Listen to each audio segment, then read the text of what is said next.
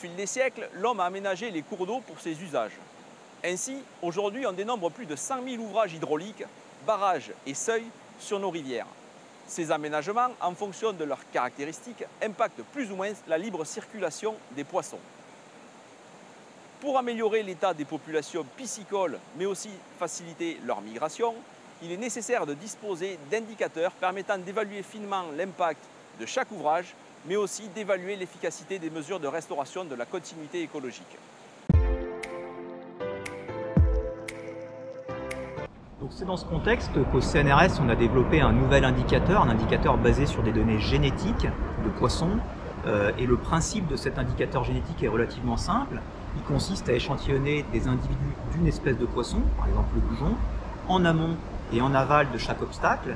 Et l'idée est que si cet obstacle est bloquant pour le mouvement des poissons, eh bien les populations vont se différencier génétiquement, c'est-à-dire qu'elles vont être différentes génétiquement l'une de l'autre, alors que s'il n'y a pas d'obstacle ou si l'obstacle est transparent, les populations vont pouvoir se mélanger et génétiquement nous ne trouverons pas de différence entre les populations qui vivent à l'amont et à l'aval de l'obstacle.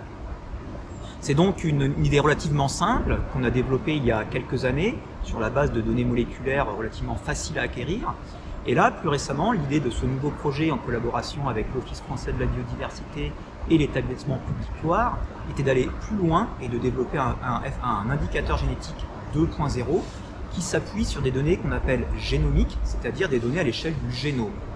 L'idée de développer ce nouvel indicateur 2.0, donc sur les nouvelles technologies de séquençage, c'est d'affiner la résolution qui nous permettra de mieux connaître l'impact de chaque obstacle et aussi de mieux comprendre et quantifier la restauration de ces obstacles, savoir si la restauration est efficace, partiellement efficace ou inefficace. L'objectif de ce F-Index est double. D'une part, pouvoir quantifier l'impact des ouvrages existants en phase de diagnostic, dans le cadre d'études d'impact, de pouvoir hiérarchiser ces impacts en vue de mettre en place des actions de restauration au niveau des ouvrages les plus impactants. Et dans un second temps, de pouvoir évaluer l'efficacité de ces mesures de restauration. En collaboration avec les collègues des directions régionales et des services départementaux de l'Office français de la biodiversité, nous avons réalisé les pêches à l'électricité en amont et en aval de chaque ouvrage sélectionné pour capturer les espèces cibles. Et puis, on a fait des prélèvements des petits bouts de nageoires sur les poissons anesthésiés. Ces morceaux de nageoires ont ensuite été ramenés au laboratoire au CNRS pour en extraire l'ADN, à partir duquel on a pu réaliser du séquençage à haut débit afin d'obtenir des données génomiques de haute qualité et de haute résolution.